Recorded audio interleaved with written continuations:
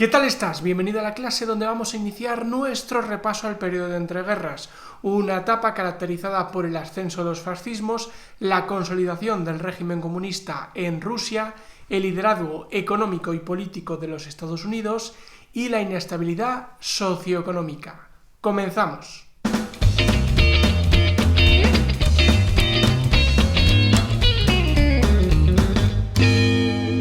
La economía europea se hallaba hundida. Durante la contienda, la producción se había supeditado a las necesidades bélicas. De ahí que en 1919 la reconversión industrial no solo fuera necesaria, sino urgente. Un problema al que habría que añadir las enormes deudas adquiridas, las pérdidas demográficas, la destrucción de infraestructuras y la pérdida de aquellos mercados que durante la guerra no pudieron atender y que fundamentalmente fueron ocupados por los Estados Unidos. Estos se convirtieron en la primera potencia económica del mundo, desplazando a los británicos. A esto habría que añadir su condición de gran acreedor, pues acumulaban la mayor parte de la deuda europea. Todos estos factores a los que hemos hecho referencia llevaron a que Europa sufriera una crisis económica entre 1921 y 1924. Esta fue especialmente grave en Alemania, pues tuvo que hacer frente a las indemnizaciones de guerra y a la humillación de la derrota. Como ya hemos comentado, desde 1919 se produjo un fuerte descenso de la población activa debido a la cantidad de fallecimientos que tuvieron lugar durante la guerra. Por ejemplo, las pérdidas alemanas se cifran en torno a 1.700.000 personas, mientras que entre los vencedores la más perjudicada fue Francia con 1,5 millones de fallecidos y en torno a 3 millones de heridos graves. El impacto en Gran Bretaña fue bastante menor, 750.000 fallecidos. A todas estas pérdidas humanas, que como es lógico tuvieron consecuencias en el sistema productivo y la riqueza de los distintos países, tendríamos que añadir los desajustes económicos, que se manifestaron fundamentalmente de dos maneras: el desempleo y la inflación. El desempleo afectó de manera significativa a Gran Bretaña, que alcanzó una tasa del 11,3% en 1921. Esto condujo a un aumento de la conflictividad social y las movilizaciones impulsadas por los sindicatos o trade unions. Por supuesto, las altas tasas de desempleo también se dieron en otros países, al igual que los procesos inflacionistas. Ahora bien, ninguno de ellos llegó al nivel de la inflación alemana. En 1921, la crisis económica y las reparaciones de guerra llevaron al Estado al borde de la quiebra. De esta manera, con el fin de obtener fondos, se recurrió a la impresión de moneda que no estaba respaldada por las reservas de oro estatales. En consecuencia, el marco alemán se devaluó hasta perder prácticamente todo su valor. Un ejemplo: en julio de 1923, el dólar americano equivalía a 1.000.000 de marcos. Evidentemente, ante la devaluación monetaria, el coste de los productos se incrementó de una forma espectacular, dando lugar a lo que llamamos hiperinflación. Esta tuvo dos importantes consecuencias para la población alemana. En primer lugar, se llevó por delante los ahorros de las clases medias, quienes vieron además cómo se reducía su poder adquisitivo.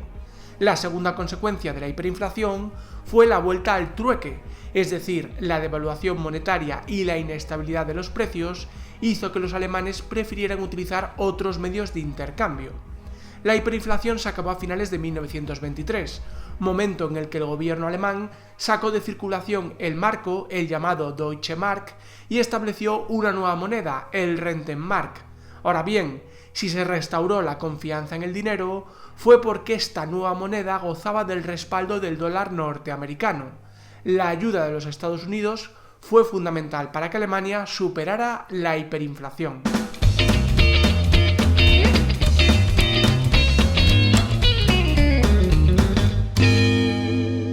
Al terminar el conflicto, los países europeos debían 12.000 millones de dólares a los Estados Unidos.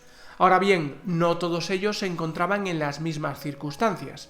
Mientras que Gran Bretaña podía hacer frente a sus deudas, siempre y cuando los demás países devolvieran los préstamos que le debían, Francia y los restantes vencedores dependían de las reparaciones de guerra, es decir, de la cantidad de dinero que según los acuerdos de paz debía pagar Alemania.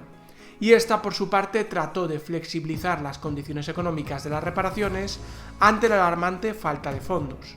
Sin embargo, el Estado francés, uno de los más endeudados de Europa, se negó a ceder a las pretensiones alemanas.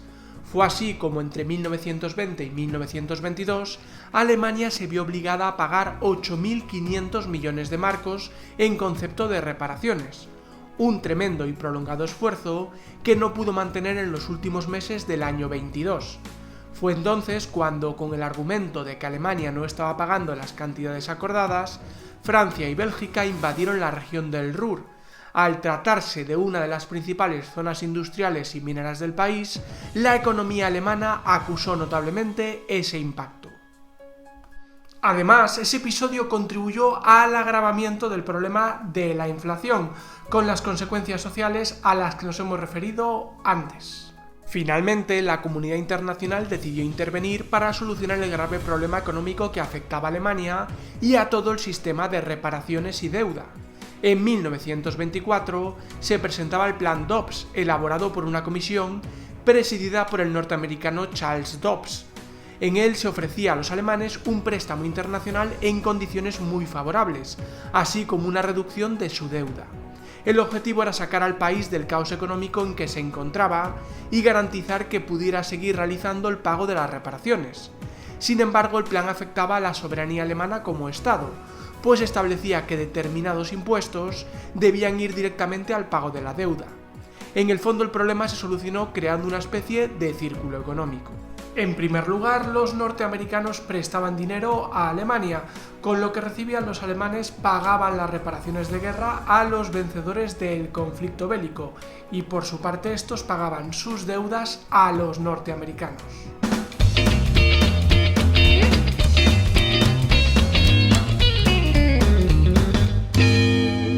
En 1918, la mayoría de los países europeos tenían un régimen constitucional, democrático y liberal. Parecía, por tanto, que este sistema había triunfado definitivamente. Sin embargo, la devastación provocada por la Primera Guerra Mundial generó una crisis moral que ponía en cuestión la capacidad de la democracia para evitar tragedias semejantes. La situación, evidentemente, variaba en función de cada país. De hecho, Gran Bretaña continuó defendiendo el modelo democrático basado en la alternancia en el poder entre liberales y conservadores, al tiempo que Francia vivió un periodo de gran inestabilidad política. Aún así, a diferencia de otros países como Alemania, Italia, Hungría y Austria, mantuvo el sistema democrático. En definitiva, se puede hablar de una crisis de la democracia durante el periodo de entreguerras, es decir, una progresiva pérdida de la confianza de la población de los países democráticos hacia ese sistema. De entre los factores que contribuyeron a la aparición de ese fenómeno, se ha de destacar los siguientes. En primer lugar, y en íntima relación con la Revolución Rusa, estaba el llamado Terror Rojo. El triunfo de los bolcheviques llevó a que los países occidentales vieran los movimientos proletarios y revolucionarios como una amenaza. De esta manera, los gobiernos aprovecharon la agitación social para restringir las libertades de los ciudadanos. El segundo elemento fue la aparición del fascismo, una ideología que analizaremos con detalle en los próximos vídeos, y que se vio favorecida por la inestabilidad política, la amenaza revolucionaria, los desórdenes sociales, la crisis económica y la falta de iniciativa de los partidos democráticos. El último de los factores fue la gran crisis económica que se inició en 1929, así como las profundas consecuencias sociales de este fenómeno. Estas contribuyeron a profundizar en la idea de que la democracia era un sistema poco eficaz.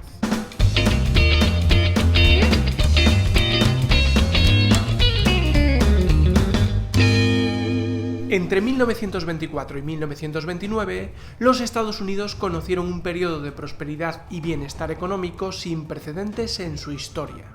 Ese modelo, caracterizado por la producción de bienes de consumo y el modo de vida americano, llegó a Europa occidental una vez superó la crisis de posguerra, es decir, a mediados de la década de 1920. Aparentemente el capitalismo había superado para siempre el fantasma de la miseria. Sin embargo, se trataba de un mero espejismo, una ilusión que terminó bruscamente con el crack de 1929. Hay que tener en cuenta que tras la crisis de posguerra la economía mundial dependía en gran medida de la prosperidad norteamericana.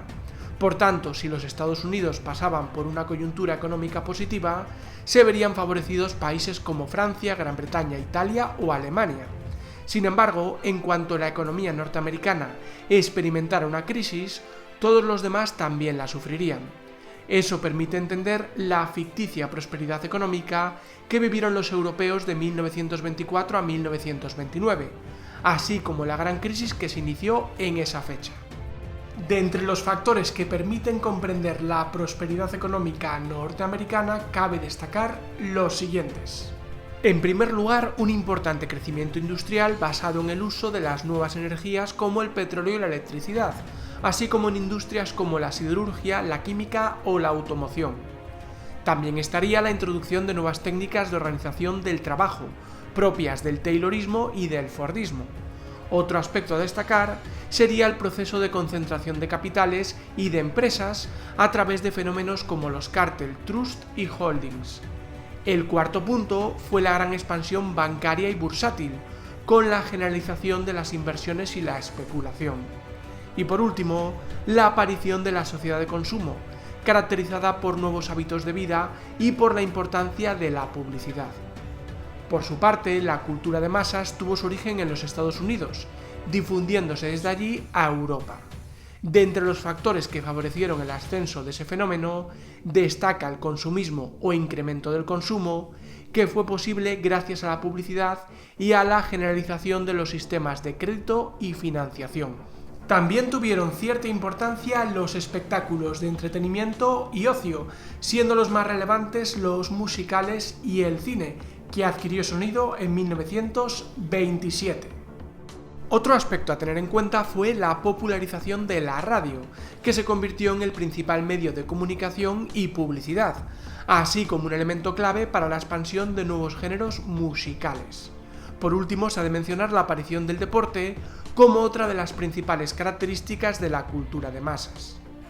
El periodo de entreguerras también fue testigo de la aparición de un nuevo modelo de mujer, que dejaba atrás la moral y las costumbres de la época victoriana.